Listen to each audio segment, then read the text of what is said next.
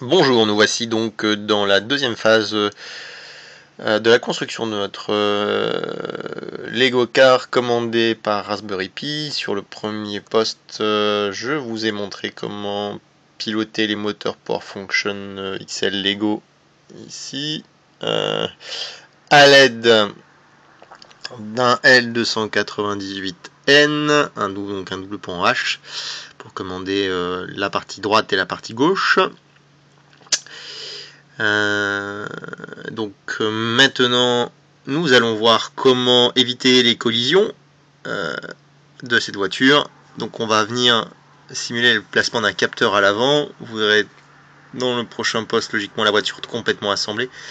Donc on remarque ici maintenant un capteur de type Sharp à l'aide, pas ultrason, pour avoir un champ de vision bien droit qui capte de 12 à 80 cm les obstacles.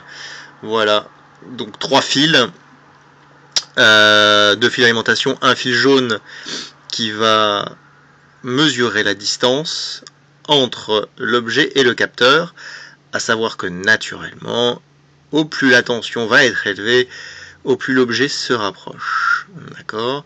Donc on comprend tout de suite qu'on est sur quelque chose d'analogique et non numérique, ce qui va poser problème à notre Raspberry Pi. C'est pour ça qu'ici, j'ai ajouté un composant où on voit le fil jaune arriver, qui est un convertisseur analogique numérique, qui va prendre le signal envoyé par le capteur, c'est-à-dire la tension, la convertir en numérique, la passer sur le réseau I2C, jusqu'au Raspberry Pi. J'en profite, la fois dernière, le Raspberry Pi est alimenté classiquement.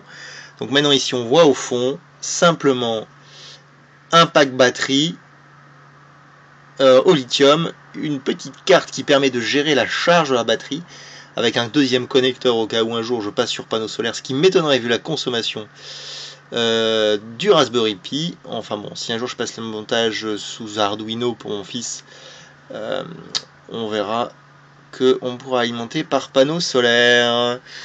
Voilà, en termes d'interface graphique, eh bien, rien n'a changé. On voit ici, j'ai juste mis un hashtop pour regarder la consommation de mon Python en termes de mémoire et de CPU, juste pour rigoler un coup.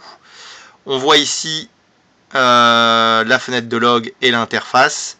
On voit que la fenêtre de log, alors j'essaie de m'approcher, voilà. Et effectivement, ici, on voit que ça défile. On voit qu'on lit en fait le capteur toutes les secondes, enfin exactement tous les 2 secondes d'après mon code aujourd'hui, sur un thread. D'accord. Donc un thread, c'est quoi? C'est simplement une partie de logiciel qui tourne en boucle à l'arrière. Voilà, on peut dire ça comme ça. C'est un peu compliqué à expliquer comme ça, mais en tout cas, qui va tourner et qui va surveiller ce petit capteur. Donc toujours pareil, on voit ma souris qui bouge. Si j'enclenche la marche avant, les roues se mettent à tourner. Et là, je vais venir placer ma main au niveau du capteur. Hop, voilà, les roues sont arrêtées. On a capté que on a un obstacle au devant, le capteur, ma main. Les roues se sont arrêtées. Voilà, donc le moteur, enfin le logiciel est passé à ce qu'on a appelé en état secure et ça s'est arrêté, ça a évité la collision. Voilà, donc je remets ma main, on peut redémarrer, voilà, je remets ma main, c'est tout con, ça s'arrête, voilà. Bien, donc un peu de modification au niveau du code et un peu de matériel pour ajouter un composant dans notre réseau I2C. Ce qui n'est pas plus compliqué, hein, c'est un peu comme si on mettait 2 ordinateurs en réseau. C'est même encore plus simple. Voilà, et bien bonne lecture.